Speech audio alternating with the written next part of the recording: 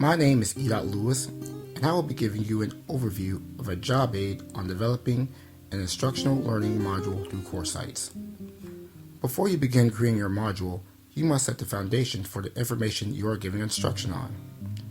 This comes from establishing your standards and objectives.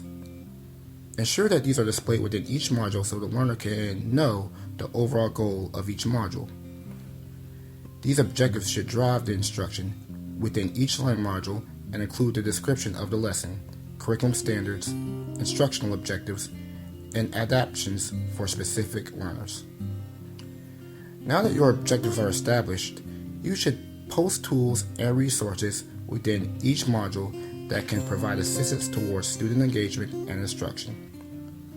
A few examples include Animoto and Prezi for presentation tools, YouTube and iMovies for video tools, Kahoot and Socrative for assessment tools, WordSift for research tools, and Google Apps for education for collaborative tools. You then want to develop procedures and directions that can help the learner effectively navigate through the modules.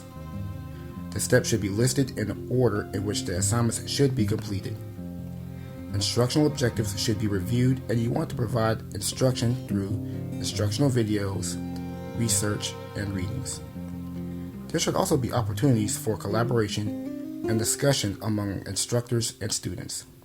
It is essential for display of the rubric or grading scale for how students will be assessed of the instructional objectives. Interactive activities should be posted for student practice and engagement. Guidelines for these activities include engaging games and simulations.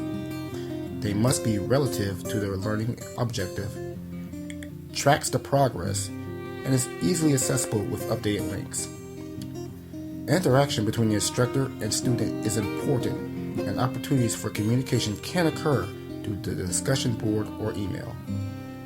With the instructional objectives that are within each learning module, opportunities for learning include readings and videos, group assignments, collaboration of projects, and interaction between students. An instructional page must be developed as a guide in order to properly navigate through the course. The introduction section of the module should include the due date for submissions and instructional guidelines for discussion posts and assignments. A grading scale or rubric must be in correlation of each module. Finally, assessments must be aligned with the objectives and standards that are learned through each module.